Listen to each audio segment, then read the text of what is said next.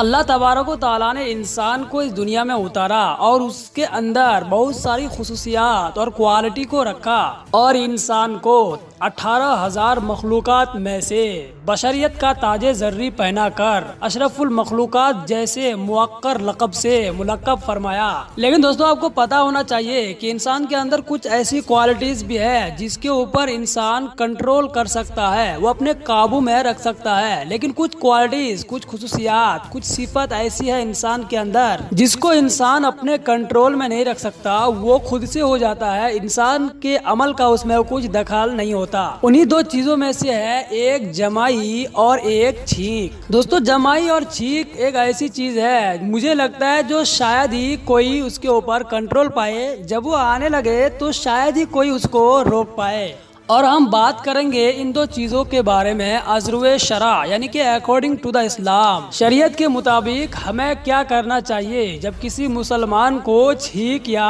جمائی آئے، یعنی کہ اسلام نے ہمیں کون سا ایسا نظام یا کون سا ایسا میتھڈ دیا ہے جو ان دو چیزوں کے وقوع کے وقت ہمیں میٹریلائز کرنا چاہیے، جمائی اور چھینک۔ چنانچہ نبی کریم صلی اللہ تعالیٰ علیہ وسلم نے فرمایا کہ اللہ تبارک و تعالیٰ چھینک کو پسند کرتا ہے اور جمائی کو ناپسند کرتا ہے۔ تو گویا کہ چھینک اللہ تعالیٰ کی طرف سے ایک نعمت ہے، تو جب تم میں سے کسی کو چھینک آئے تو اس کی نعمت کے شکریہ کے بدلے میں الحمدللہ کہے، اور اگر چھینکنے والے کے قریب کوئی شخص تھا اور چھینکنے والے نے چھینک کر کے الحمدللہ کہا تو سننے والے پر اب ضروری ہے، اس پر یہ حق بن جاتا ہے کہ اس کے جواب میں یرحمک اللہ کہے۔ اسی کی طرف نظر کرتے ہوئے اسلامک اسکالر نے کہا کہ اگر نماز پڑھتے سمے، نماز پڑھنے کے دوران اگر کسی انسان کو چھینک آتا ہے تو اس کے نماز کی قبولیت کا ضمان ہے، لیکن اگر کسی شخص کو نماز پڑھتے وقت جمائی آتا ہے تو اس کا مطلب یہ ہے کہ اس کی نماز پڑھنے میں کوئی کمی رہ گئی ہوگی۔ اور مزید ارشاد فرمایا کہ جب تم میں سے کوئی شخص جمائی لے، یعنی کہ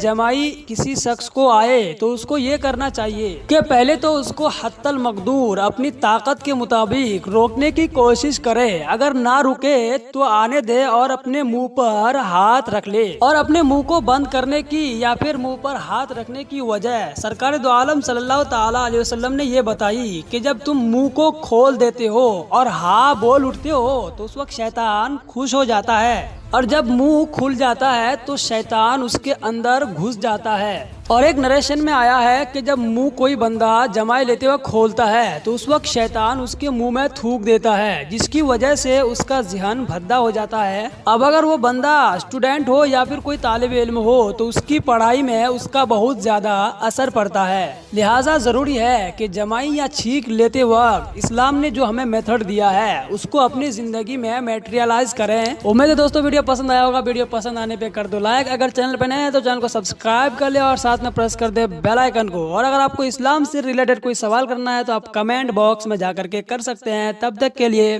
take care of your self.